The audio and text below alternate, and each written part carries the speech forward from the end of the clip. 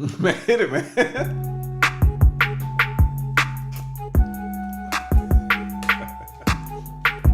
I'm in charge of that button. I'm in charge of that button, huh? Yeah. We bike.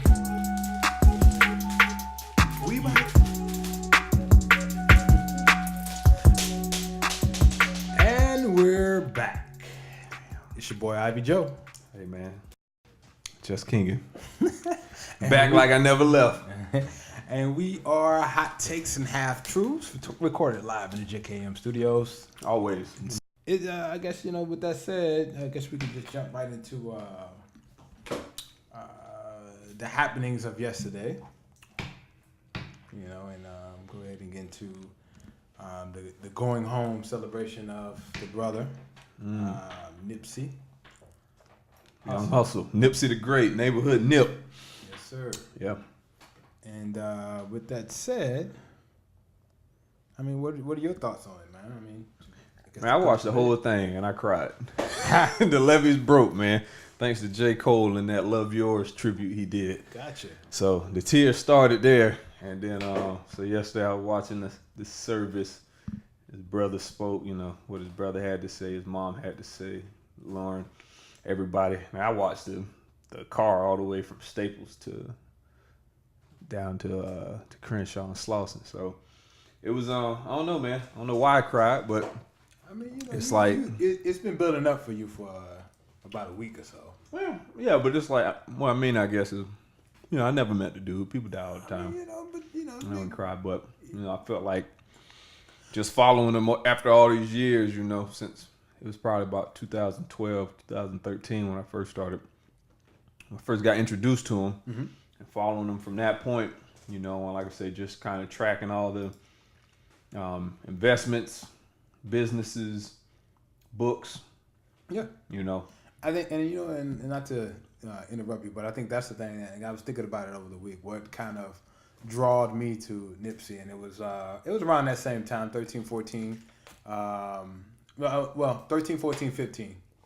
And it was kind of maybe my last year in business school, first year out here with the company, and I never forget the nigga was talking about, use business B school words, explaining why he did because that was around the time he did the $1,000 cassette. And he was like, and he even back then he was talking about scarcity, and I was like, yo, this young nigga, I know he ain't go to business school.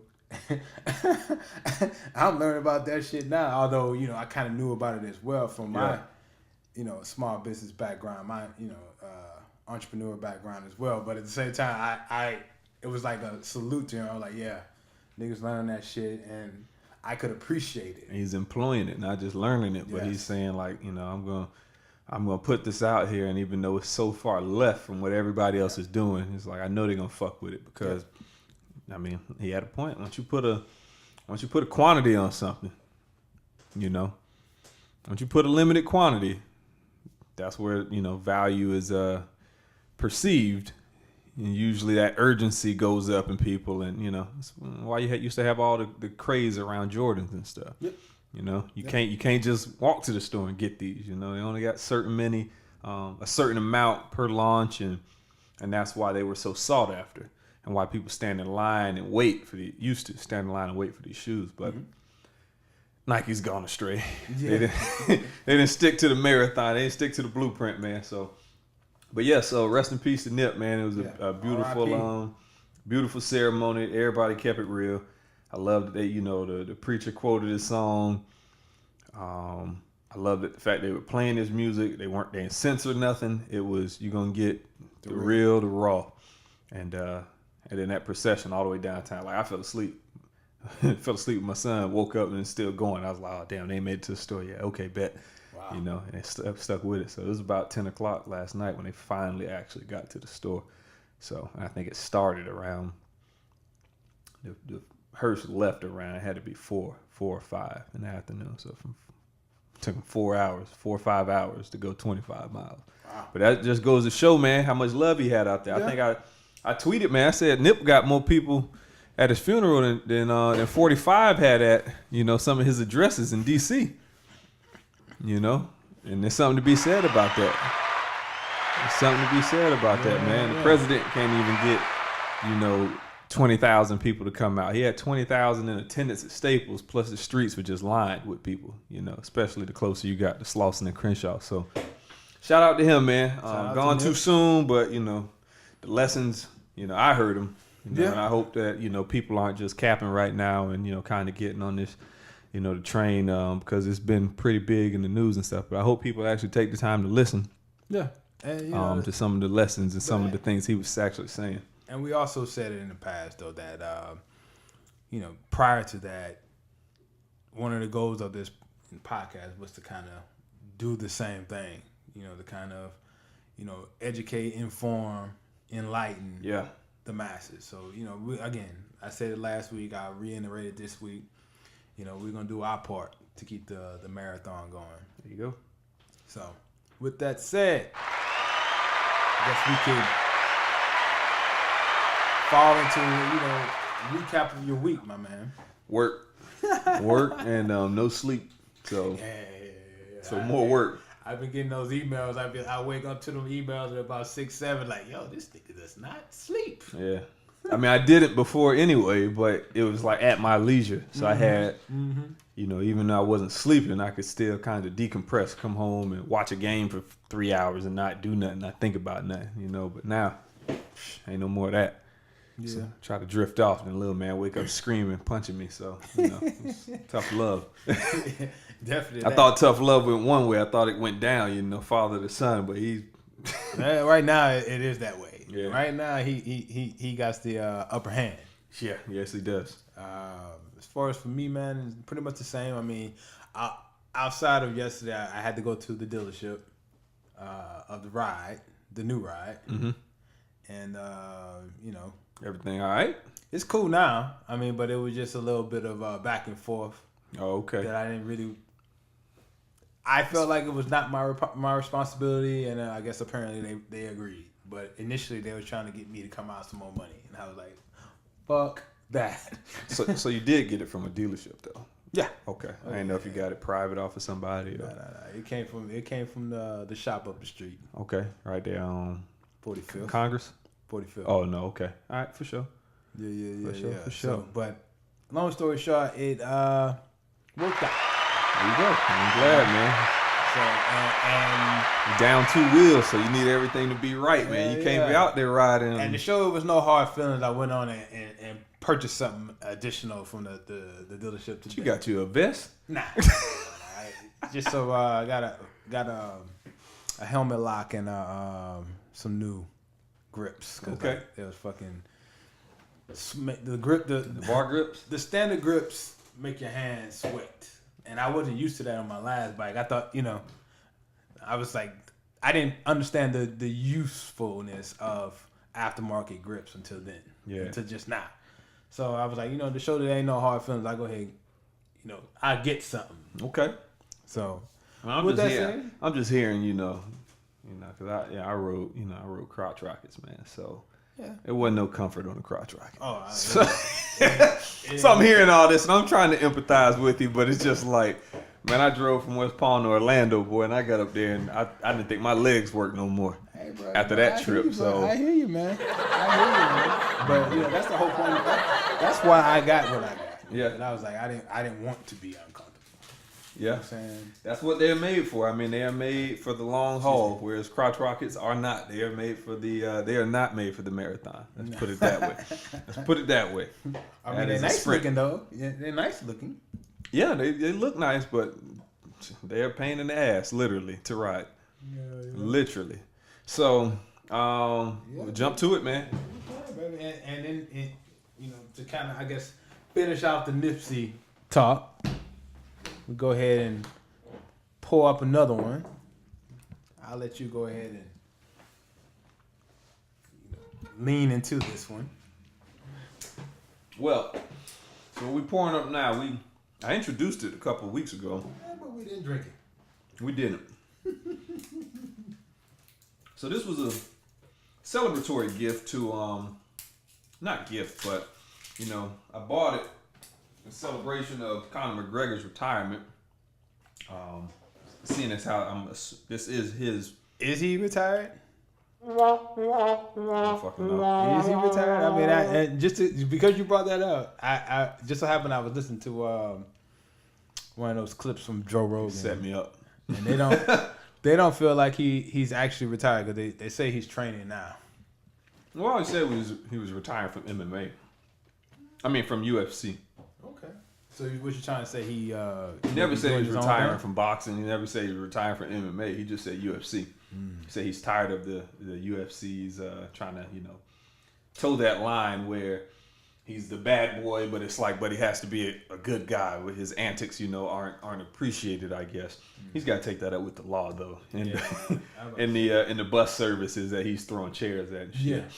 Yeah. But yeah, so this is Proper 12 Irish whiskey, triple distilled, distilled, aged, and bottled in Ireland.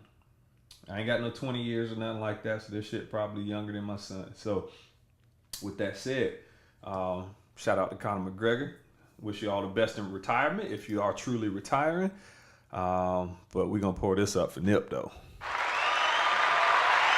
We can't pour it out, but, I like how we do drink of the week, and it's always just like a drink neat. It's never. We got. I'm gonna bring. You got to taste the action. I'm gonna bring a mixologist set in here, man. We're gonna start shaking up something. We could definitely do that. I mean, That ain't bad. No, it's not. That's not bad at all. Well, I was expecting it to be. I was expecting it a little different. I will say that. I don't know if it's the Skittles I'm eating. Shout out to the yellow bag.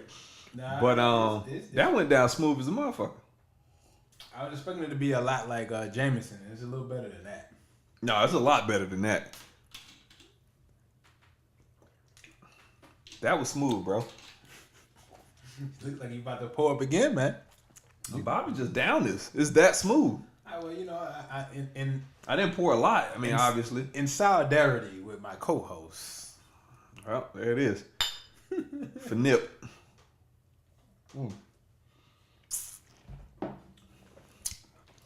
Dog, that is really smooth. That wasn't bad, man. We might have found one. Not bad. We might have found one there. So especially at the price point. Yeah. $24.99. So that ain't bad, man. That ain't breaking the bank. Nope. That's not even touching the budget. Nah. With that said, you listen to anything new this week?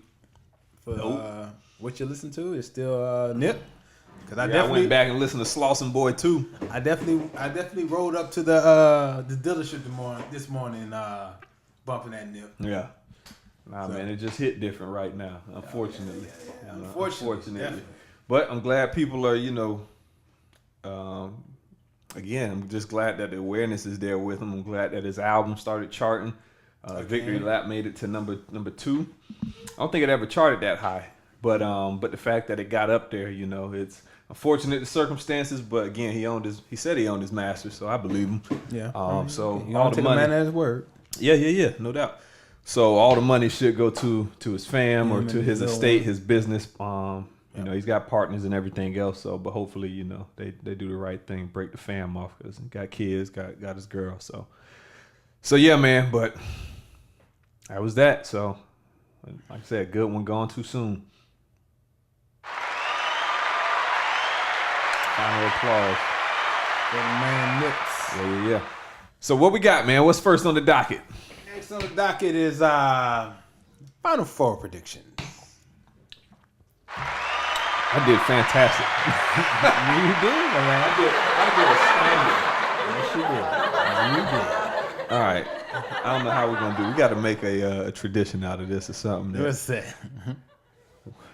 Failed predictions or just bad predictions. It's got to be some kind of antics that have to be presented to the people. You know what I'm saying?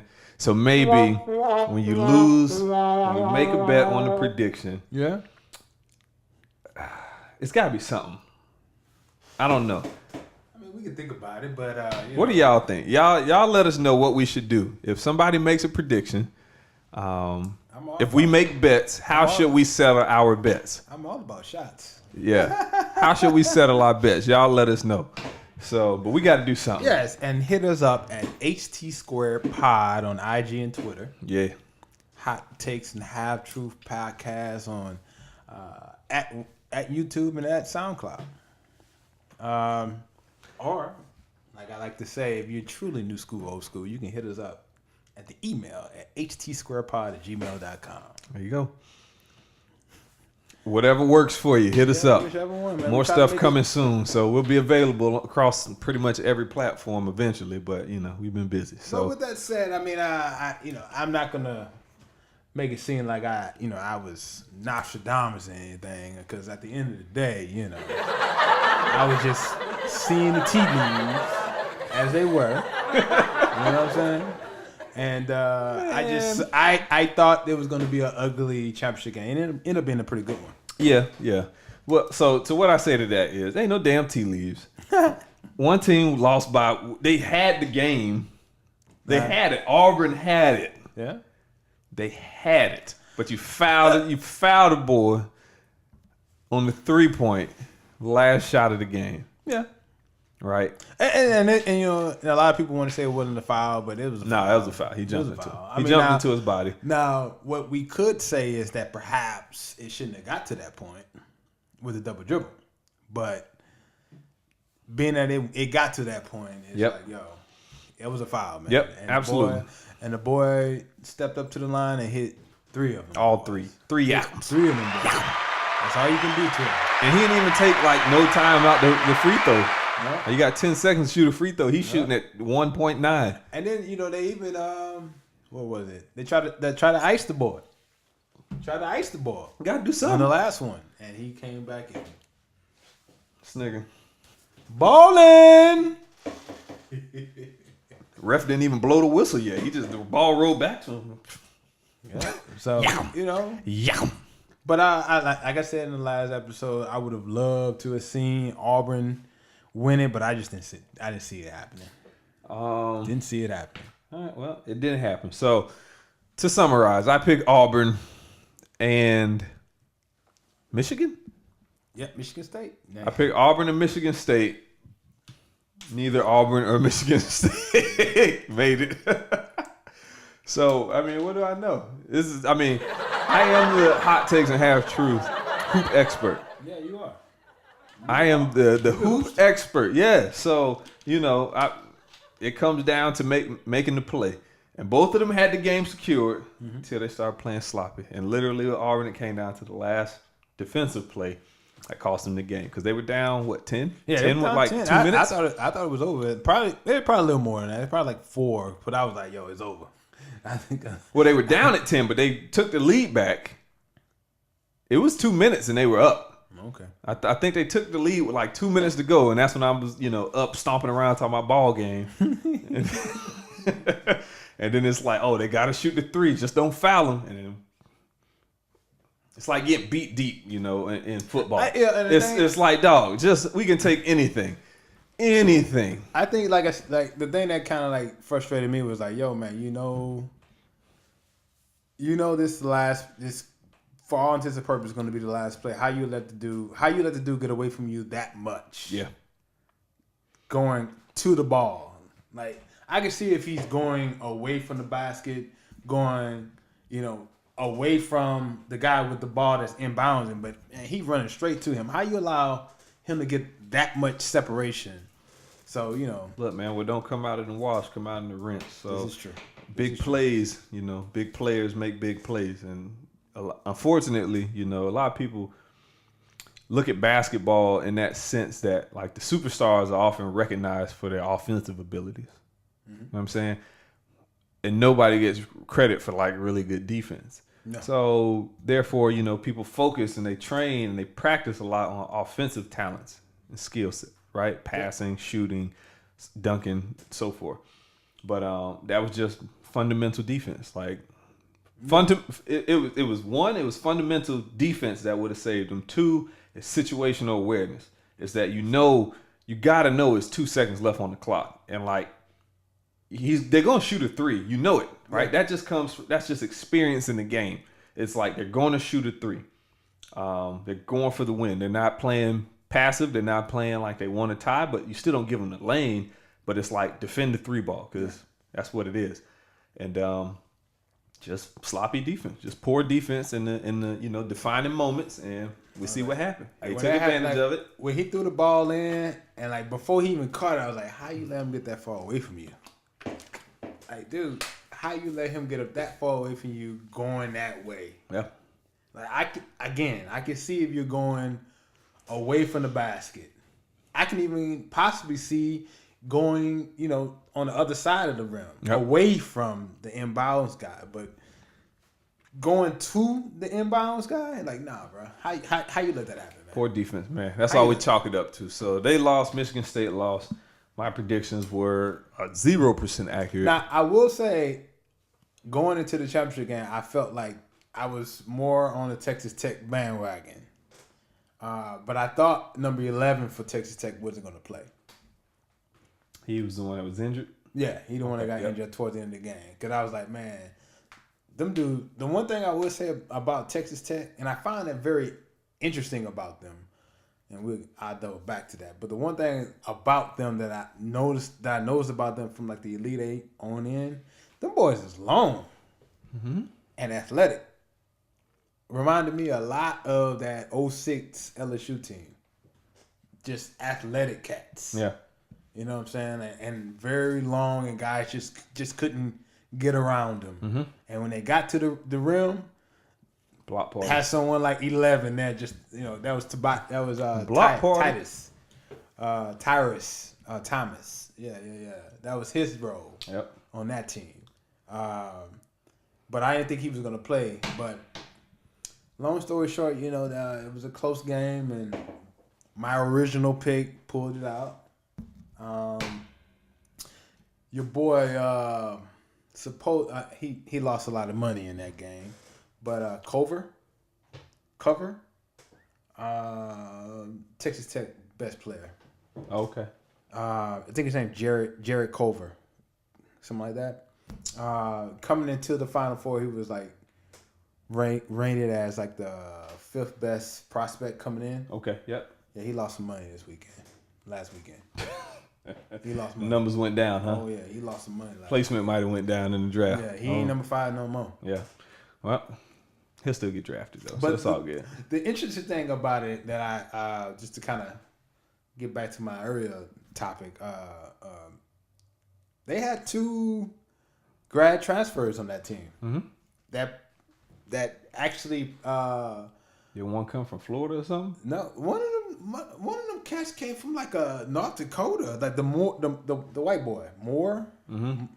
And he came from like a D2 school, and like showed out for them boys when it counted. Hoopers gonna hoop, man. What you want? But I guess it's like Steph Curry. I mean, but Curry I guess what I'm trying to get to is,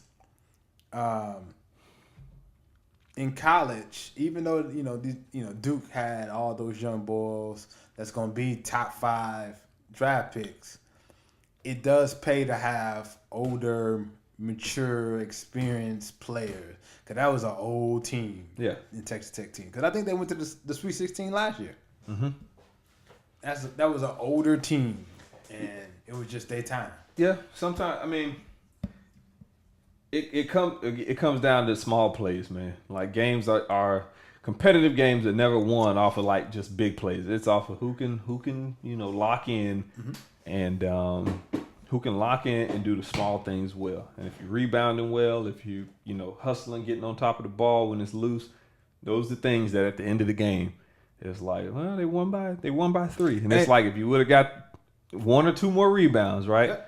If you would have got on the ball, on the floor after a ball and got a jump ball or 2, the whole tide of the game can shift. And I think... especially because momentum plays like that in basketball, and especially at that level, lead to like dunks and other kind of events which change the momentum of the game completely. And I feel like having that experience kind of lends itself to like, oh, I ain't got no more... like, this could be the play. Yeah. I got to give it all right now, whereas, I can make this up. Yeah. We'll make that up. Oh, we'll get that back. We'll get that back. Yeah. Maybe. I don't I don't want to say it's just like experience. I won't say it's just that because I don't know. It's just something about it, I think, young boys are talented and everything, and they'll get out there and play their heart out. But it just comes down to if you're looking at Auburn again. I mean, it's just that play, like the small play. It's a big play in the hindsight looking at the game. But if you're looking at an inbound 3-point, and just let's just say instead of the game clock and the game being so close, it's a shot clock. You still defended the same. You know what I'm saying? But when you don't do that, I don't know if that's. I guess what I'm getting at is I don't know if experienced players extend that to the rest of the team or not. I think that you either have that or you don't. It's true. I agree with that. But I feel like if you have a team full of experienced players, that I think that culmination of that experience is gonna amount to something. I'll just point to the fact that it's been about 10 years of the one and done. Around 10 years about the one and done. The hell's the one and done? One and done. In college, one and done. Like you can go in, you have to play 1 year, and then you can get drafted. I think it's about 10 years. Dwight. And only 2 teams have won a championship with one and done. It's been longer than that. But I'm just saying, I'm giving that. I got you. In 10 years, in at least 10 years, only 2 teams that's their goal to get the one and dones have actually won championships. And that was like the Texas. No, Texas ain't won. Kentucky with Durant ain't win? No, Durant didn't win. Nope. AD won, and I think it was a Duke team won. What about Odin? I I feel like that year came down to one of them. They didn't win though. Odin didn't win because Odin or Durant didn't win. Nope. Durant had he averaged I want hot to say takes 30 resident points. hoops expert, ladies and gentlemen. We can look it up. Nah, we'll go. I mean, this was a 5-minute topic. We drug this out even more. Yeah, but it ain't really that big of a deal. But I know they didn't win. Texas didn't win because I think, if I'm not mistaken, Durant was in that Tyrese Thomas class, if I'm not mistaken, and we beat Duke that year, and Duke was the number 1 seed. Nope. They weren't in Indianapolis. Well, my brain ain't what it used to be. I can't remember all this shit like I used to no more. Pointless information. No point remembering it anymore. We just argue about it over drinks and buffalo wings and call it a day. What's next on the docket, man? What we got? Next on the docket is D-Wade farewell tour. This nigga D-Wade was 5 for 5. Was 5 for 5 from the field and making niggas cry. I cried so much this last week, bro. Why D-Wade doing that? I mean, the thing about it, just say it's my last game and shoot a 3 and then leave. I feel like, the funny thing about it, but I will say that I respect. I'm going to salute him for going out kind of on top, because he got another two years in him at least. No, coming off the bench. No, he don't. In Miami, yes, he does. Look at Haslam. What Haslam doing? Haslam played 9 games this season. Exactly. And he's You're not finna Juwan. What was his name? Juwan Howard. Wasn't he? He was on the team for all them years. I mean, I seen him in a suit every game. I thought he was on the coaching staff, and then one game, nigga suited up. But yeah, I feel like he has 2 more years. He has 2 years coming off the bench on a good team, or he could, like you said, do the Juwan Howard. He don't. D Wade ain't gonna do that. Certain players, you ain't getting that out of. That's true. And that's why I salute him, because I'm like, I thought it was pretty dope that when he realized that this is pretty much going to be his last rip, he started doing that jersey thing. I mean, I really like that Budweiser commercial where his mom, one of those kids' sister from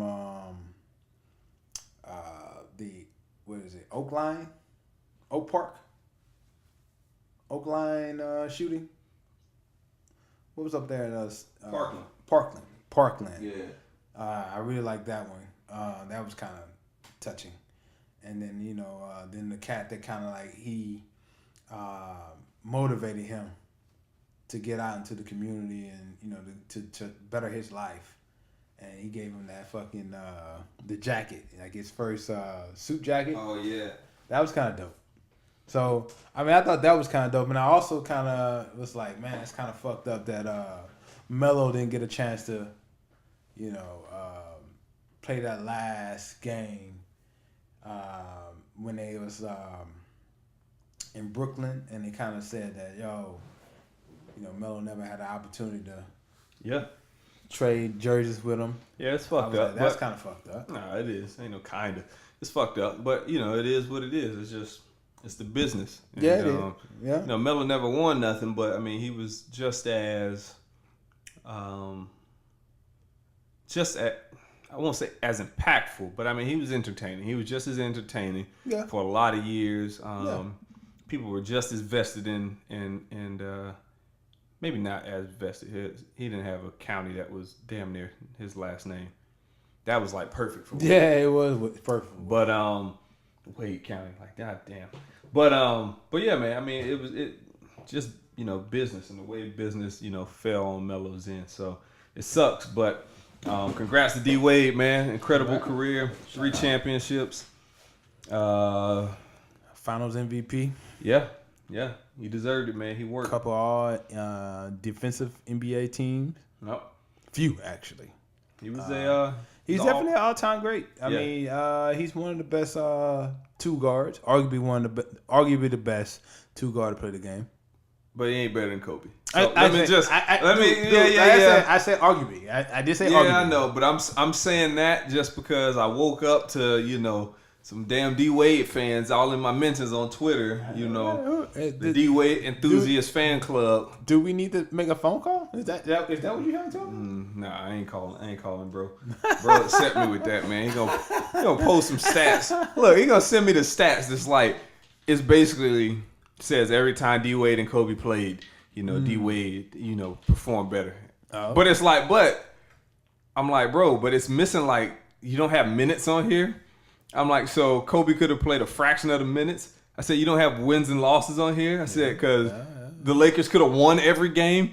And he was just like, oh, wins. That's all you got? Then I'm like, bro, I give him the gift with Kobe doing the, 3, 4, 5. And he was like, oh, rings are such a, Neanderthal argument in sports. Like, come on, dog. I'm tired of this shit. What did he call it? What kind of, what did he say? Enthusiast, what was he said enthusiast fans. No, he told me rings to discuss rings is for like novice fans. Novice, yeah, that is the word. That enthusiast. An enthusiast would discuss more stats. This nigga is throwing fucking slang over being here, a snob. He being a snob about it, and it's like, bro, he's got more championships. Like he was. Hey, that was funny. Yeah, I was laughing the whole time. And then when I saw that you two going back, I was like, man, this nigga is tripping. Yeah. But when he hit me with the like, oh, is that all you got? Championships and wins? And I'm like, bro, you got it. Like, there's no convincing you otherwise. Oh man, bro. Like, you sent me a stat that told me D Wade had more turnovers, but you didn't pull that to the equation at all. Right? And it's like, all right, bro. It's like, are you counting the last 2 years that Kobe played? It's like, I need to know, what games are we even talking about? Between what years? Because if you say, oh, between the years of, 2010 and 2013, when did he retire? He retired 2015, 16 maybe. The end of 16 was Kobe's last season. So if you're telling me 2014 to 2016 matchups, well, yeah. He played 50 games in 3 years. So, okay, yeah, D Wade got the better of him. But, this isn't I hate this discussion because it's almost like you're taking away from somebody to big up somebody, but I'm not. I'm just saying, to me, Kobe is that guy. D Wade is great. Yeah, he's one of the best ever. D Wade is great and taking nothing away from him. I mean, but if I'm playing a pickup game and it's D Wade and Kobe, last two, I guess if I had to put them in order, I mean, I would imagine Jordan's a 2, right? Yeah. So 1, 2, 3. Jordan, Kobe, Wade. There you go. That would be mine. I mean, I like Wade probably more than I like Kobe. I think I like him more than I like Kobe, and I still got Kobe above him. Kobe was a dog, man. That nigga was. At the end of the day, it's like if you're talking about winning games, man, that nigga was a dog. if you're talking about winning games, I don't want to hear no other argument but Michael. If you're talking about winning games and the will to win, now if you're talking about who's a better all around guy, who in the when they were in the league, Wade got both them niggas. Yeah, if you're talking about in the league during their time in the league, because even right now, I think Kobe's showing a whole nother side of himself that people never really knew was there because. I think Kobe's just a nerd in every sense of the word, right? He's a basketball nerd. His basketball IQ is just way too high, and he just cared way more about it than other people did, so he wasn't relatable. But now you're seeing like some of that genius come out in other forms with like the stories, the books. The man's got a Grammy, so I mean it's something to be said for all that, But definitely Jordan, Kobe, Wade. Yeah. I mean, if I drink any more of this proper 12, I'm gonna put Kobe 1. I don't think anything wrong with that. I mean, shit. If Jordan's supposedly the best ever, I mean, shit, bro. I mean, you gonna fall behind him, and then. I'm just saying Jordan first by default because if I don't, then I'm pretty it's sure gonna be 1,000 people in my mention. And I'm pretty sure I could make an argument for Kobe. If you put stats to stats, I mean, he don't. I can't see doing. And I'm not looking at the stats. So I'm not aware of that. So this is a hot take, I would imagine. But I would imagine it's a hot take. But what I will say is that I can't see his stats being better than Kobe. Who? Dwayne. No, I can't see any of his stats being better than Kobe. His stats are right, and that's okay because that's like saying, and then he got the championship. Westbrook has average triple double. And then he got the championship. But that ain't won nothing. But then he got that's what I'm saying. But then he got the championships to back that up. It's like, I got 2 more than you. So at the end of the day, and it's not just 2 more, because it's like everybody was like, oh, that's Shaq's team. And it's like you saw him go to the bottom with not make a playoff. And build back. And then also, with his 5 championships, he got 3 finals MVPs. So he was I would imagine that means you're the best on that team that year. Yeah. Huh? On the championship team, you were the best player on that team. No doubt. So and he dropped 60 in his last game. So 3 out of 5 times he won a championship, he was the best player on the team. Ain't nothing wrong with that. And Shaq could arguably, again, that's arguably, and granted, I'd probably go with the Nuke, Wilt, as the best center of all time. But, I mean, Shaq's there. The Bros are the best center of all time. You know what I'm saying? Like, Shaq's there. The Bros. Shaq is there. I mean, Shaq went to LSU. Colors? Yeah. Go Tigers. But yeah, so shout out to both of them. Shout out to Dwayne Wade. I mean, I didn't want to even introduce Kobe to this. I just woke up to it. It's like, how did Kobe even get introduced to this? But whatever. It's the 2-guard thing. It's Dwayne's moment. It's a 2-guard. Yeah, but it's like Kobe didn't retire and people wake up the next morning like, hey, Michael, guess what? Right? Because there's an argument there. There was no argument with him and Mike. He wanted an argument, but I ain't give him. Yeah, he did want. He wanted an argument. I ain't giving no smoke. You got it, champ. Yeah, you got it. But what I will say, champ. I mean, I'm sorry, bro. Paul Pierce was the better 2-guard.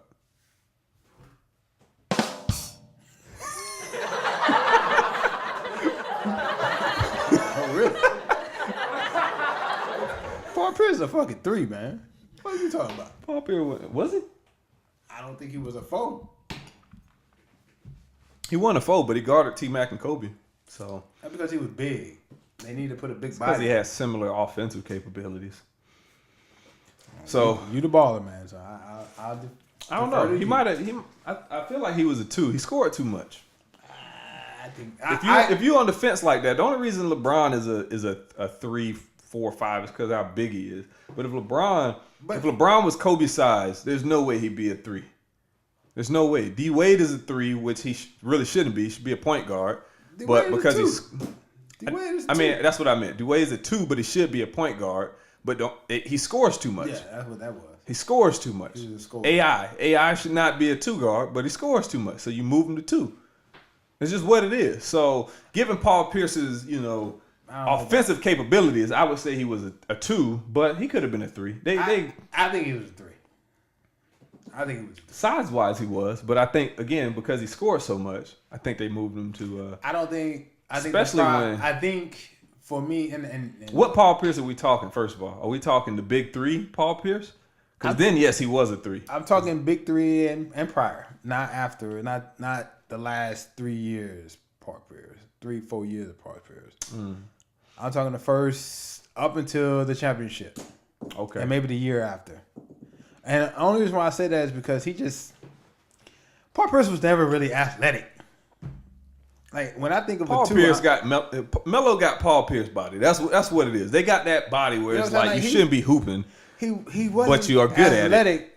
But he was, he can score. He can get to the rack. He had some, some moves with him. But it was fat. In that instance, when you think of a 2 guard, he's usually the athletic motherfucker, like the Westbrook of your team. The best athlete. Westbrook shouldn't be a 2. Why Westbrook my size. He's not a 2. Well, he's about 6'3", right? He's 6'3", $180, $190. He's not a 2 guard. He's a point guard. I mean, but he scores too much. But if he's a point guard, well then then Iverson definitely a point guard because everything went through him. No, he just scored all the points, but they had Eric Snow, who was bigger than Iverson. Well, then they always had someone in Miami. If you score a lot, yeah, they had Chalmers. But if you score a lot, they don't want you bringing the ball up. They don't want you constantly under pressure because it tires you out. So they move you to 2. Typically, I mean, yeah. Now I will say my favorite, I guess, non-Hall of Fame scoring point guard of all time is Chauncey Billups. I like how he ran the offense. Yeah, Billups was good. I like Billups. Yeah. General Billups. He is a terrible commentator, though. Yeah, he is terrible. He has got him and Paul Pierce. I'll let you take that hot take. Man, they both look like they about to go to sleep. Chauncey be like, "What? If you look here, Chauncey trying to fuck around. He took the shot, and let me tell you, Chauncey trying to fuck around and end up being a GM somewhere. He might, like Kerr. He might fuck around and end up being someone's coach. He might. I definitely see that ability in him, but as far as he's not. It's like he's too much of a like where Chuck and Charles and Kenny and those guys are not refined and they just can kind of let loose a little bit and be themselves. Like Chauncey doesn't strike me as he doesn't have that personality. Right, he's like literally talking like analytics and stuff like that, but he doesn't have the personality to match with it. And that's not saying that he's not a great guy or anything like that. No. It's just when you tune into TNT, like, and this isn't a slight at him. This can really apply to any is it commentator? Yeah, commentator for any sport. Because I think Chuck, Shaq, Kenny, and Ernie, the best 4. Yeah. The best 4. I stay up like dude for any sport. There's no 4 like, matching them. If I fuck around, turn on, and I see it's like it's after 10:30, and I see it about to be halftime, I stay there to watch them. As far as sports commentary goes, I am about getting to bed before 10 o'clock. Yeah, yeah. As far as sports commentary goes, you ain't beating them 4. Nah, it's in any sport. I don't care. MotoGP, I don't care. You ain't beating them 4. So, yeah, that's just how I feel about that. So, yeah, man. So, I'm going to ask you this real quick, and we'll make quick work of this topic. Okay. Paul Pierce or Dwayne Wade? Who had the better? I think it's very easy. That's very fucking easy, and I have the stats to prove it, but it's D-Wade. Okay. That was an extreme hot take. Yeah, but I get what Pierce was saying, but... What was he saying? What did you get by that? What are you saying? He was saying if you give him what D Wade had his entire career, or most of his career, because D Wade, had Shaq at one point, won championship. Yeah. Then he got LeBron and Bosh and all that. Yeah. So it's like if you give him that kind of firepower, he's saying he would have been able to do a lot more with it. But as far as who had the better career, hands down D Wade. Yeah, Yeah, I mean, okay, so I guess I could agree with that as well. But I mean, everybody says that, yeah. so that's why I don't get why people That tripping, ain't the because it's thing. like that was the Kobe T-Mac argument. It was like, well, T-Mac had a Shaq, he'd be just as, and then he got Yao Ming, and then it didn't happen. Well, yeah, I mean, ain't no Shaq, man. All right, let's just be honest about that. T-Mac ain't no Kobe. What's next, man? What's next on the docket? We already put that topic to bed. I mean, One's a great, one's a GOAT. I mean, for all intents and purposes, we never really did get into the D-Wade, Paul Pierce. You just jumped back into that. Yeah, I will say is this. Let me put a button on that to back what I said. So Paul Pierce, 10-time All-Star, 4-time All-NBA, 1-time NBA champ. He was All-Rookie in 98-99, and he was the Finals MVP for his championship. What position they got him listed at? Small forward and shooting guard. D-Wade, 13-time All-Star, a scoring champ, 8-time All-NBA, 3-time NBA champion, 3-time All-Defensive team, and All-Rookie and Finals MVP. So, I mean, and I guess we can even go to like an average of 22 points a game to 19 points a game. I mean, he's a bigger guy, so you expect him to have a higher rebound. So that's basically 6 to 5, and then D-Wade has more assists. I don't expect none of that shit. It's about how you show up on the court, man. Russell Westbrook averaged more rebounds than both of them, and he's smaller. True. Facts. So, it is what it is, man. But I mean that's new school. That's new school guard. It is what it is. Traditionally speaking, when I put it like this: D-Wade is a guard. Mm-hmm. They have Paul Pierce as a forward/shooting guard, so he's going to spend more time down in the paint. I think they at least on I think they at least split on it defense in his career. Once he got Ray Allen, Ray was the 2, Rondo was the 1, right? KG was the 4, and then whoever the hell they had, Big Baby at 5. So go tell Tigers. what it is. They just had to move him down because you got another guy that's equally as strong offensively, just a shooter in Ray Allen, and you ain't putting Ray Allen on LeBron James. That just don't make sense. So, but again, D-Wade had a better career. That's it. I guess that's the end. That's all we need. We just need a hot take on that one. We didn't need nothing else. We didn't need stats. This was an emotional question. Stats don't matter. I mean, but at the same time, if Paul Pierce would have had more points, I still would have said D-Wade had the better career. But at the same time, the stats do back D-Wade up. All the stats.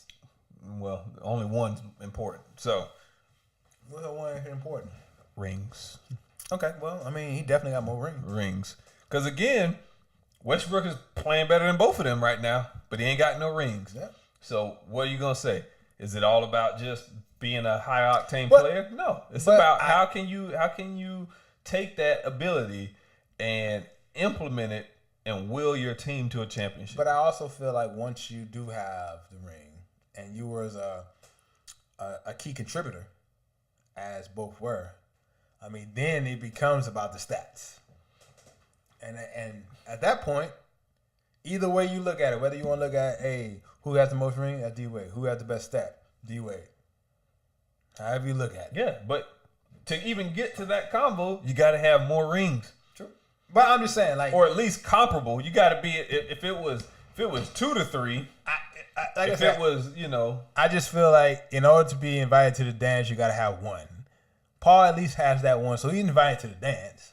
But, you ain't really got much to say, though. You can't expect to be... D-Wade is in the homecoming court. I was about to say, you can't... Paul just got a ticket. Paul is a +1. And as you sent you out... He wasn't even invited. Somebody, asked him to come as their bodyguard. You can't expect to be thinking that you're going to be homecoming king, you know what I'm saying, or even in the court, because you ain't got enough. Next up on the docket,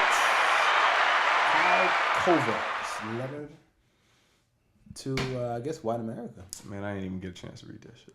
I mean, I didn't necessarily read the whole letter, but I got the premise. Okay. And I guess, for all intents and purposes, I'll go ahead and give him a clap. We can clap it up. Yeah, I mean, I think it takes being that, Wait, before you go into like your evaluation of it, what was it? well, essentially he was saying how before recent events in Utah, I guess his experience in Utah, I guess it's still popping up. I'm just FYI, it's still popping up. Back to that, but I guess where are we at? Just to let you know, 52 seconds, 52 minutes. Anyway, until his experience in Utah, I guess he felt like, particularly the guy that had his leg broken, he was thinking like those type of incidents were kind of brought on by just being in that place or being there. Like, that would never happen to me because I wouldn't be there. Mm-hmm. So he just thought that, he had the common, Yakubian perspective that he must have been doing something wrong until he actually, I guess witnessed the Westbrook situation and then sat down and talked with the guys in the Utah Jazz locker room when he realized that, it is bigger than that. Like, I probably wouldn't have had to deal with that situation if I was in that same situation, because like I think one of the things he brought up was particularly with the broken leg, because it was in between a back-to-back, and he was like, there was no reason for anyone to be out that late between back-to-backs. You know what I'm saying? And so his first thought was, that would never happen to me because I wouldn't be out there. And even if I was, I would listen to the cops and they wouldn't do that to me. And so I guess from there to now and actually being on the same, because I think he was on the same team with the guy then. Because that was when the guy was on the Hawks team. And he was on the Hawks before he went to the Cleveland. Mm-hmm.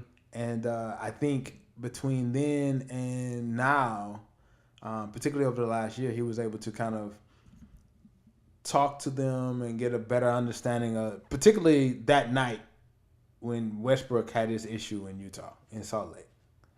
And that's kind of what opened his eyes to it. Okay. At least from what So he's just speaking out against, what, hate crimes or... He's speaking out privilege? He's speaking out that basically we can't, that they can. I don't know why I said we. Something you want to tell? Hot takes, half truth. Essentially, was saying that all 42 of them, they can't just be an ally by being friends. They have to actually do something. Yeah, they actually have to speed out and essentially be active. Get active, man. So, in that instance, hey, I applaud the brother. I mean, the brother, whatever. He's an ally, white ally. Yeah, I applaud that he saw the shortcomings in his original take and view, and he evolved on it, as my man Obama once said. Old Barry. He evolved. We'll clap it up for Kyle Krover, LeBron's brother. As LeBron said. LeBron said that. I didn't say that. Okay. All right. What's your take? I ain't read the shit. I mean, you can have a take. You know the gist of it. I mean, we all know the gist of it. Even if I did a little reading into about the topic, but the gist of it is, hey, I feel like I need to do more. I can't just be friend, be your friend. I have to do more. I agree with that statement. I don't think nobody can sit by, even if you hear somebody saying they're going through something, right? And if you just hear that, to just sit by as they're going through it doesn't mean that you're not a part of the problem. Mm-hmm. And I think that's what he's getting at, is that, by not participating in it and by, being removed from it, I wasn't contributing to it. But you're not condemning it, and unfortunately that's what it takes. It takes people to stand up in those groups. I think he condemned it. Well, no, I'm not saying he did it in this instance. I'm saying by not speaking out against it, you're not condemning it in that moment. Okay. So if, I give you a ton of situations, but, you think of like growing up, being young, maybe your boy snatched a purse or something, or maybe your boy broke into somebody's car or something like that. And it's just like, you didn't do it, right? Mm-hmm. So you're not contributing to the issue, but if you don't have the courage to tell your boy like, yo, man, look, that shit ain't right. Mm-hmm. It's like, I get it. You don't have whatever, XYZ listed. Sure. Right? I get it. You're hungry. I get it. All these things, but they worked hard for that. And it ain't right for you to take from them when they, you got to have that courage to stand up in that moment with the people that are doing it. So all the white people that get it, round of applause for you. But if you're not using that enlightenment to kind of sway the minds of all the white people that are doing it, mm-hmm. it's like you don't exist. It's still us versus them. Yeah. You know what I'm saying? So that's what I'm getting at. So I tip my hat to him for actually writing a letter and bringing some shedding some light on the topic, and that, bringing some attention to it. That's big. We just need more people to do it, man. We need more people, and we need, people that are prolific, people that are, regarded or in high regard with the public. And unfortunately, that's oftentimes is artists, musicians, and athletes. Yeah.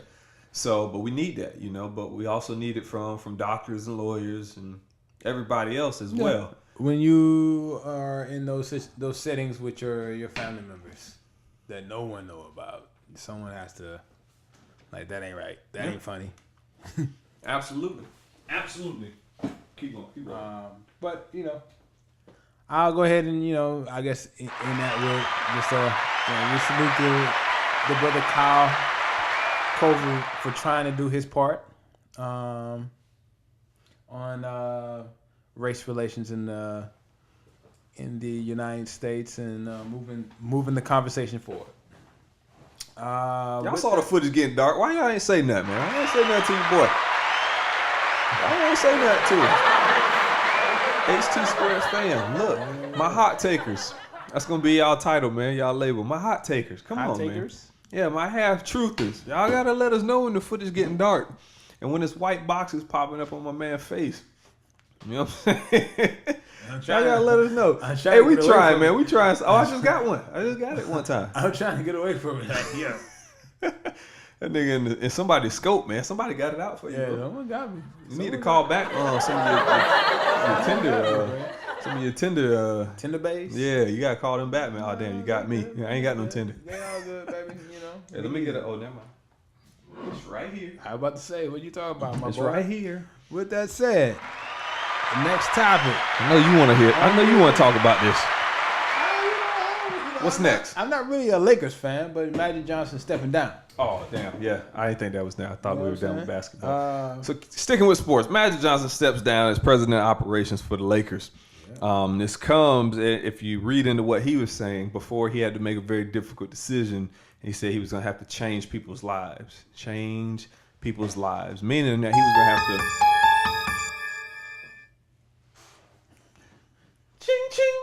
Meaning that he was going to have to fire some people the next day. And I guess he didn't want to do that given the relationship that the person he was supposed to fire. I actually feel like he wanted to fire someone else and he didn't get the green light for that one. Like, one of the coach, I feel like he could have fired. Mm-hmm. I think he wanted to fire Kobe's ex-agent as well. Because you mentioned you remember he mentioned something about the back talk and you know what I'm saying, like people going behind people's back. It can only be him. Why is it only him? I can only think of because that's the only person that I feel like has any cachet in the organization to really irk him. Oh, what does he do? Is he an agent? That's it? No, he's like he reports to Magic, but he's like what was Magic? Magic was the president, so he might have been VP.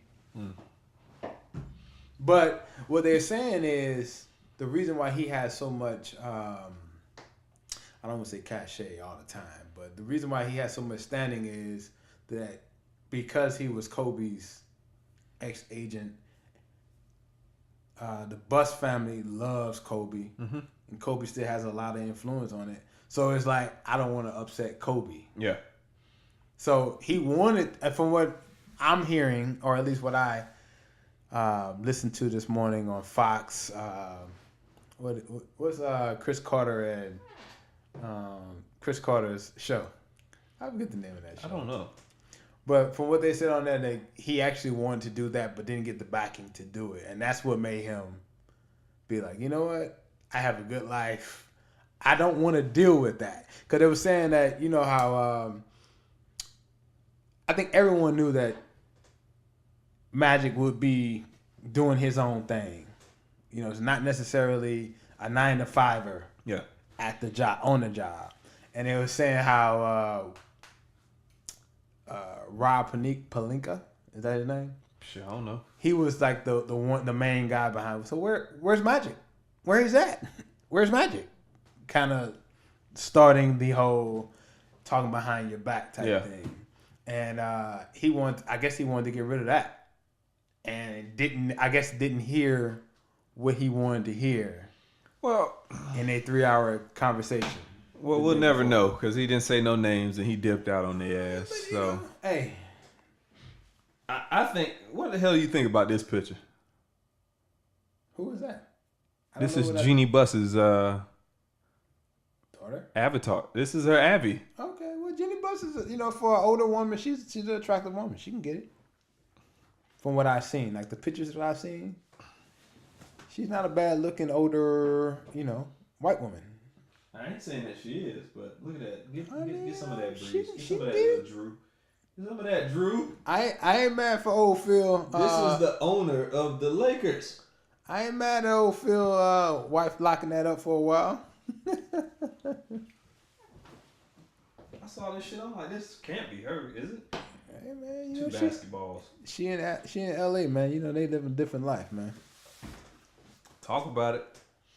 But yeah, so he stepped down. I thought it was almost comical how he did it though. Like, yo, man, you gotta at least let them know you.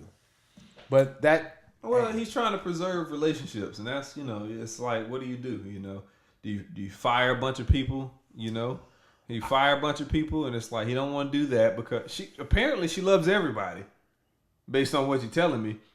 Because it's like he can't get rid of Walton because she loves Walton. No, that wasn't the problem. I think that's what Magic said. Magic said that So I think that would have hurt. That's the one that would have hurt him. But he could have done it if he would have got what he would have. If he'd have got what he wanted to hear as far as clearing out old Rob, I think he would have done it. Because then at that point it'd be like, yo, you know what I'm saying? I get my headache out the way. We already got to get rid of this guy. He's going to get fired. Whoever's next in my job is going to fire him. Well, so at the end of the day, he didn't get the green light. So is what it sounds like you're saying. And I think he was more interested in getting rid of Rob than anything. But that's the one that, because I think what he was trying. I think if you look into it, you see that essentially Walton ain't working as coach. That's not working. So that's obvious. We'll have this conversation one day. What coach does work with LeBron? What coach? Oh, okay. All right. Yeah. Hot takes. Resident hoops expert, ladies and gentlemen. I might change my handle.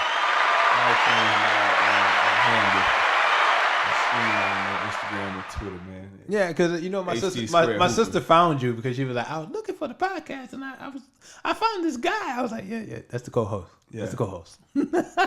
Tell her stay out DMs. I like that's the co-host. That's the co-host. I like you already following us, so I don't know what you're looking for no more for. Like, what are you looking for? You sound like me when see my sister with the old boy from Louisiana, and I hit all the back town. I'm like, who is this nigga, man? Hey, who is it? Who is he? He from BR? He from Louisiana? He from New Orleans? Where he from? Definitely New Orleans. Yeah. I don't know that. Yeah, I don't know that nigga. He got a nacho stand or a nacho shop or something Does like that. Yeah. I thought the nigga I got the scoop on him already. I thought the nigga worked at fucking Best Buy with that Best Buy shirt. Like, yo, nigga. Nah. What's going on, nigga? Yeah, but yeah, so you know that's what happened, man. Magic stepped down. I think he's he's getting a lot of pressure because he can't be himself, obviously. True. And it's like they want him to run the organization, but it's like, and they told him that he don't have to change how he move. That's what they told him. Yeah, but clearly and so it's backfiring. And they're that's not kind of keeping their word. And that's why he was pissed about the whole Rob going around saying, "So where Magic? Yeah, Where's Magic?" Or at least allegedly going around. Yeah, when he's not around. I don't know what to tell Magic with that because that shit just happened. But you know, guys that's not used to the corporate environment. Yeah, that's what happens in the corporate environment. You got to cover your behind. Should have just checked that nigga up and took him out to the court. Yeah, see that, and that was the thing. Maybe you needed to do something to him, like showed yo, up dude, with the old dude, the old thigh. I hear you have issues with me. You know what I'm saying? Step to me. Somehow you got to do that, but I don't even know how to do that in the corporate culture because you got to do it one-on-one anyway. So on one hand, yeah, corporate culture it has I think that's a quasi corporate culture when it comes to like the sporting. No, you're in the office. I think it's quasi. You're in the office. It don't matter. You're in the office. I think because see, especially those two guys, I think if they were to get into it, there can be some back channeling or like, yo. If this actually gets out, it's actually going to hurt the organization. So let's keep this in house. And now there may be some leaks here and there, but it won't be in an official document like this actually happened. But what are you saying right now? It's like these. I feel like it sounds like you're trying to say like they're. I feel like he's a gladiator, so he should be able to like just run up on them. But you can't do that in the business. That's how it is in sports, man. Yeah, but that ain't sports. That's a business at that point. It's not sports. It ain't sports. It's not a technical. He don't get a flagrant, or 16 technicals before they remove him. It's Magic wears a suit. So in general, this other guy wears a suit. So in general, I agree with you, but I feel like that's one of those kind of gray areas when you're in the sports arena. I think that's why they, every once in a while you have those situations where you're like what happened in Dallas, the Mavericks earlier this year, when it came out that they had all those issues with sexual harassment because of the environment that they work in, even though it's not allowed in the corporate environment. Yeah, and they got in trouble for it because it ain't allowed. Because it's corporate. But at the same time, that's different. Like, if two guys get into it, nah. Shout out to the yellow bag of Skittles. This shit is delicious. Like, I feel like them two can go at it. And just do it. It'll just clock out, man. Just clock out and invite them to the house. It'll just be over.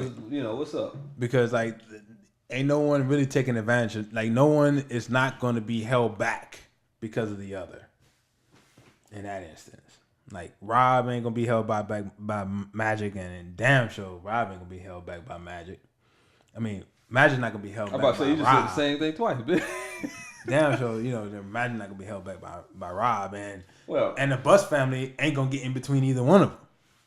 That's what I was saying, is that if she loves everybody. Essentially, they can handle that shit. When that's your Abby, you love everybody. I'm judging her based on that Abby. She love everybody. But she's tough, for she is the opposite of Donald Sterling. She's the exact opposite of. Is she 60? I don't know how old she is. She's old. She's over 50. I know that much. She's over. I would imagine she's over 55. And breasts ain't. No, they not. Breast, No, they not. breast ain't 21. Them That's breast, factual. That is factual. breastises can't order a drink at the bar. They can't have That is factual. her breasts are a proper 12. They are literally 12. Oh man, bro. But All right, so Magic ain't there no more, man. The Lakers are crumbling. Didn't make the playoffs. LeBron's in fucking Brooklyn for D Wade's last game. what do you thought about that? What? LeBron and Chris Paul in the midst of a championship. Well, Chris Paul in playoffs. He wasn't finna play much you know what last I'm saying. game anyway. And I don't know why Chris Paul was there though, because he ain't never played with D Wade. I mean, but that's his boy. I mean, that's shit. like He he ain't was playing on the same team. That's the banana boat. That's not excusable. That's a no call, Crew. no show. That's the banana boat crew. No call, no show on Chris Paul. And they need to be suspended. Oh, really? You ain't playing on the same team. You know what I'm saying? You ain't got an All-State commercial together. I mean, but He didn't even get an All-State bag. Melo didn't either, though. But Melo ain't doing nothing. Okay, I hear you. What? Melo ain't got a game to be at. I hear you. Nigga, Melo was already there. But they all boys. Where was man. they at? Brooklyn? Yeah. It was in Brooklyn. Melo was already there. So I was about to say they all came out in the same year, but I think Paul came out in 04, right? I think the other three came out in 03. Yeah. But I think Paul came out the year after. Yep. Because he was a sophomore in college. Okay, well, I was about to say, they all the same class. That could mean something, right? I mean, but Paul's not. Yeah, I about to say, but Paul hey, still stands out, man. Chris Paul, that was a no call, no show. no call. You writing your ass up, man. Don't let it happen again. Get with Houston front office, so they can check you. So they can run up on you. Corporate setting. I guess in my take is I had no problem with it. If they not playing, they can roll out. I mean, playoffs just don't start till tomorrow. So I mean, hey. Now what I was hearing, or the scud bug that you hear on like the sports talk radio and like the ESPN and the Fox is that, the day after the last game, the team had to have those interviews with the media, and that's kind of what they was talking down on LeBron about. Like, he skipped out on that and let the kids handle it when he's the face of the franchise. And I can see a little bit of that argument, but at the same time, I mean, shit, man, that's his boy. When y'all gonna realize the NBA can't control LeBron? Nope. LeBron cannot. You can't control LeBron. He's got too much money. You can't threaten him with a $50,000 fine or something like that. That ain't shit. Got a lifetime deal with Nike. Like he's. I was say that, and see, and that's he don't the funny care. that He leverages his money. He leverages his everything. He leverages everything about him. His person. Mm-hmm. You know what I'm saying? The money aspect. He's taking pay cuts because it's like, who gives a shit? Oh, yeah, I'll take 20 mil less. It don't matter. I make that up on the back end with Nike. So what I was saying, Probably got some performance adders in his contract. If they sell X amount of shoes, he'd make more money. He don't care. I found that ironic. I guess the new deals is a little different, but like say for up until about 3 years ago, people like LeBron and the D Wades and the world with these big old shoe contracts and shit, and their actual main employer is the shoe contract, not the basketball team. And how ironic that is if, say, for instance, one conflicts the other, what would you do? Would you go with the one that's paying you more, or you go with the NBA team? Historically speaking, the NBA has lost that on every front. Yeah. That goes back to Nike and Jordan when Jordan first started doing it, because the rules were that you can't wear different color shoes. Like, you got team color shoes and you got to wear this. And it was like $5,000, $10,000, $15,000 fine. I don't know what the fucking number was. Probably five. Five was a lot in the 80s. But Nike is just like, sales are going through the roof, so keep wearing them and we'll pay your fine. He's impenetrable. He don't care. Yeah.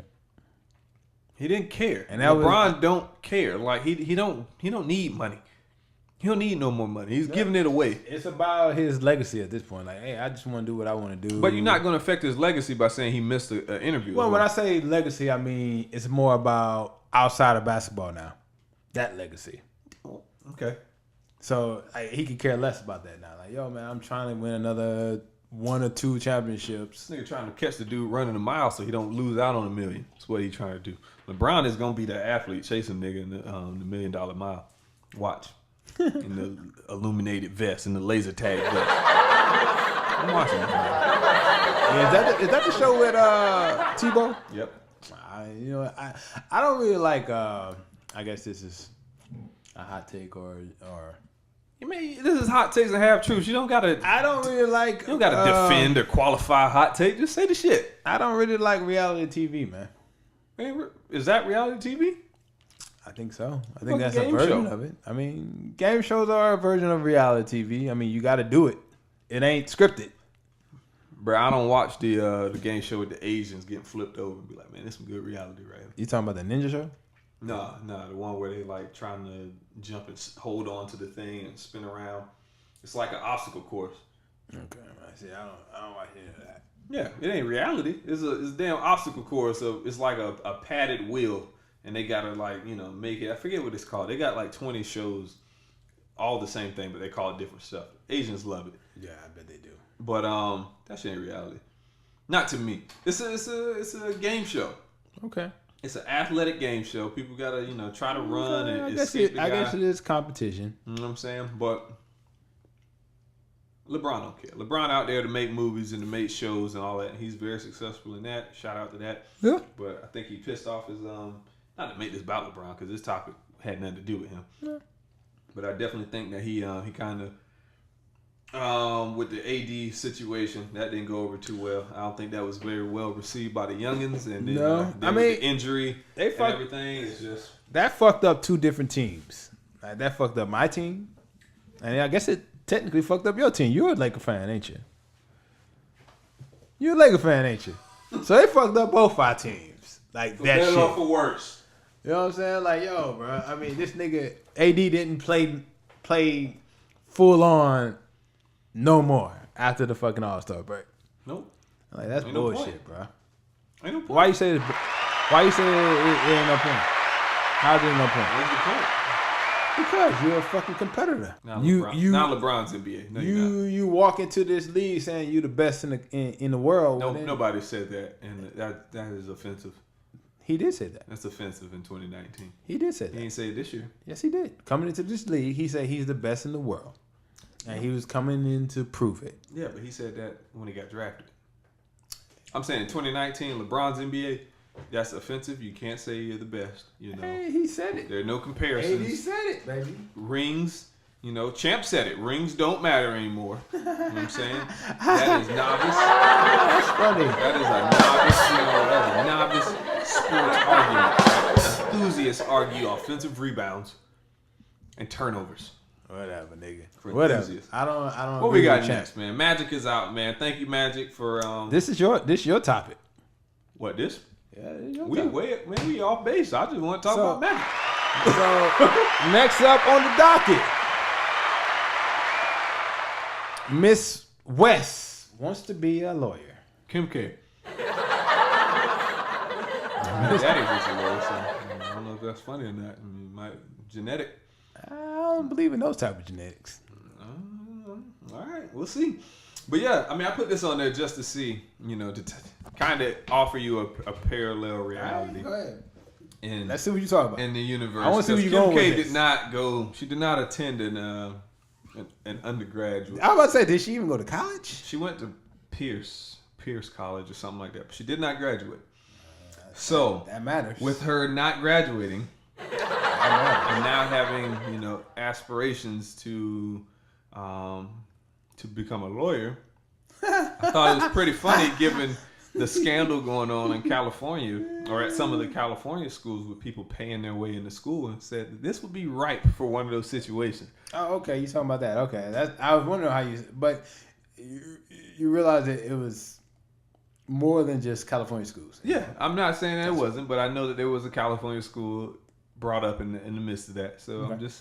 she does stay in California. So Okay, gotcha. I just wanted to offer you that scenario to get your take on that. So if she would somehow, if tomorrow it was announced Kim K is attending Harvard Law. No, it ain't gonna happen. That's not gonna happen. But Now, you can't change my situation. Why niggas what I Nigga, could change the see, situation. but Don't change the no, situation. I'm not. But you do realize your frat brother. We just talked about him from LSU. He's a doctorate, right? Sure, he went to Phoenix. Exactly. So she could finish up and maybe do it online. She ain't online right now. Hey, bro, I don't look. If she showed up, if she announced tomorrow she's enrolled in somebody's law program, some prestigious school, So all I'm saying is, would you say scandal? Give me a hot take, man. I can't. So the thing about it is, first off, she's gonna have to get an undergrad degree. That's not true. That is not true. Why is that not? That's true? not true. How is she gonna get anybody's law degree then? You don't need a law degree to be a lawyer. Is that right? That's right. Go figure. Where is that at? I want to see That's that. everywhere. I want to see that. I want to That's see everywhere. that written down. I want to see that written down. That's everywhere. I'm gonna have to see that. Trust me, I researched it. You don't need a law degree to be a lawyer. You have to pass the bar, and to pass the bar, you have to know law, and to know law, you have to study law, but you do not need a degree. I actually found the statistics that. And, Hey, you know what? The funny thing about it, she probably know that shit too. That's probably where this shit came from. she's studying everything. Rich people. But we're getting to that. If she showed up, right? USC law, Kim K tomorrow, scandal or no scandal? You calling scandal? I'm calling scandal. I think I could. That's a fucking scandal, bro. Ain't no way she getting a USC law. I can see that, but at the same no time, degree. But on the flip side, though, you know, all those people that get into those that Harvard business program that Swiss Beats was in. Swiss Beats ain't got. I'm pretty sure he ain't got no fucking undergrad degree. Yeah, he got a degree from Harvard now. You know what I'm saying? Like, I think They take experience as well, though. So, but I'm just saying, like, they gonna take her experience too, because she got a $100 million franchise that she's behind. So I would still call scandal. It's I would not. still It's say not I want to see out the of books. Ordinary. I want to see the books. Open the books. Show want- me the application. Show me the GPA. Yeah, I want to see that. Though. I want to see I everything. do want to see that. Show me the I want to stats. see the fucking GPA. I want to see them fucking. Run the math, man. I want to see what she made in those fucking classes. Run man. the math. But yeah. So interestingly enough, in the last, not in the last, but there was a New York Times article back in like 2014. So back in 2014, they tallied up all the people that took the bar, and of all the people that took the bar, and I may be screwing this up a little bit, but it was something like 84,000, just shy of 84,000 people took the bar in 2014. 60 of those did not have law degrees, and were just self-taught people that want to be a lawyer. Now I don't know if 60 passed. That's what. So I'm not sure. I'm pretty sure they did. I'm pretty sure the majority of them didn't. But I mean, just read it. I mean, it's not. That's one of those things where it's like the school. It's more about the school than it is about the. I don't got a law degree, and I had a. Yeah.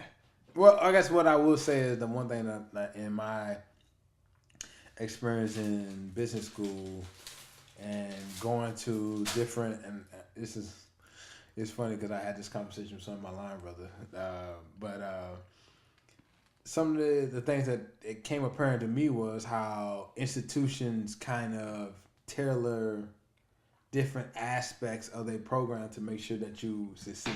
Mm-hmm. So in that instant, these law schools are tailoring their program so that you're ready for that law. So essentially teaching to the test, where if you're not going through that process, you just kind of like for instance, let's say for instance that's 5 sections on the test, and let's say for instance the school finds out that 3 of them count more than the 2 other, and they focus you on those 3, and you basically get in because you piled in on those 3.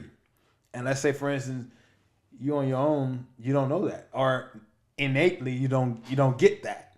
You telling me the daughter of Rob Kardashian? Somebody telling her. Well, what you telling me is if she get into a school, she'll get that though. But if she do it on her own, no, I don't think so.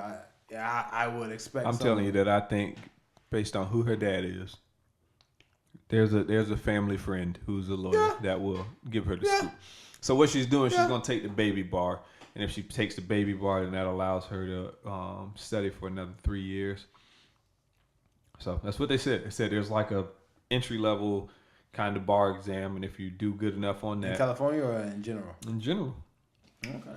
if you do well enough on that, then they grant you passage to continue studying As under like, your own tutelage. Apprentice. I mean, kind she of is. She's an apprentice right now. Apparently, she's been. Oh. So there you go, man. So we'll see. But if she pop up at USC or Yale or something, I want to see the checkbook. I want to see Checkbook, baby. Hey, she gonna have to fucking put a trump, threaten them. Threaten them, and hey, you release my grades. Something. So, what's next? Because I gotta get back home to the building. Unfortunate technical difficulties, been. The fun has to end eventually. We're on back on my man Avenatti. All right, so let's Actually, has some. we should just breeze through this because this really ain't a debatable topic. It's just more or less. What I will say is It's an update. So since our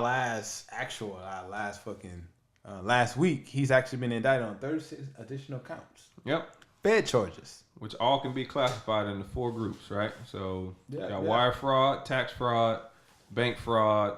What's the last one? No, it's fraud, perjury, failure to pay taxes, Perjury was the last one. embezzlement, and other financial crimes.